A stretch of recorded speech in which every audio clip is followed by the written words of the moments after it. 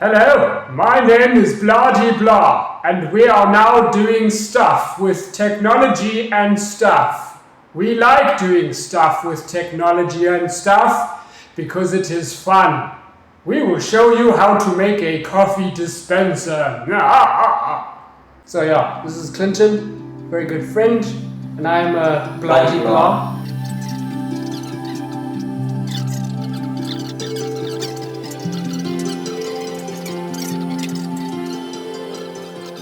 So here we are, printing the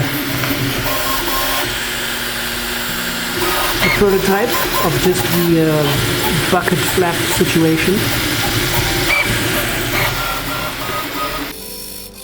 We're getting some progress here. Yeah, man. Okay, we've gotten somewhere. This is the progress. That's looking good. We've got the mechanism to work. And that's all we need, bro.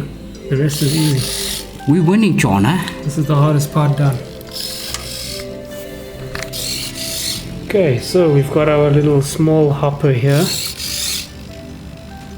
attached to the situation. Looks like it's opening fully.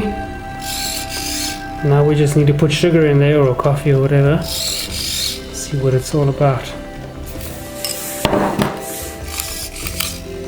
Hey! Thanks, you can put it in the bowl now. It worked once, look at that. I got one. So it seems like the frickin' sugar gets stuck in all the mechanisms. The mechanisms.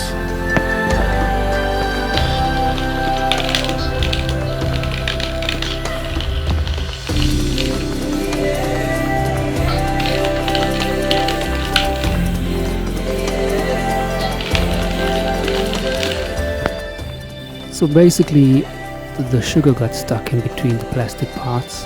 Whether the tolerances are large or small, that doesn't really make a difference because we're trying to get away from, we're learning now that we're trying to get away from, the granules grinding in between the plastic parts. And we came up with two more designs, but still the same thing. So, this is the Tinkercad Arduino simulation that I have for it. There's the code, as you can see, it's pretty cool. It also gives you a schematic version view. It's quite nice for your circuit board printing, and a parts list over there. So now what you have is you have your preset buttons connected to your LEDs, and they just shine when you press them, and that's it, as an indicator. There's the activate button, and there's the reset button. So I'm gonna just, start up the simulator, and initially the default position of the servos is 90 degrees, as you saw them go to now. So I'm just gonna press 1 teaspoon of each, and then as you can see the LEDs light up just as an indicator. And then I'm going to initialize and activate. So there we go. And that's how that works. And there is a reset button, and all the LEDs shine as an indicator that you reset. So now I'm going to do like a random, selection with like 4 of the last one, and I'm going to activate that. It goes 1, 2, 1, and then 1, 1, 2. Okay. What's nice is that you can add to your selection while the preset is still in the memory. See, I added a lot of the first hopper, and as you can see, the first hopper kind of went nuts there for a second, and that's pretty cool.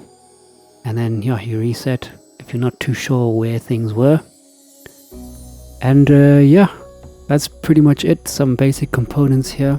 You can get all the components.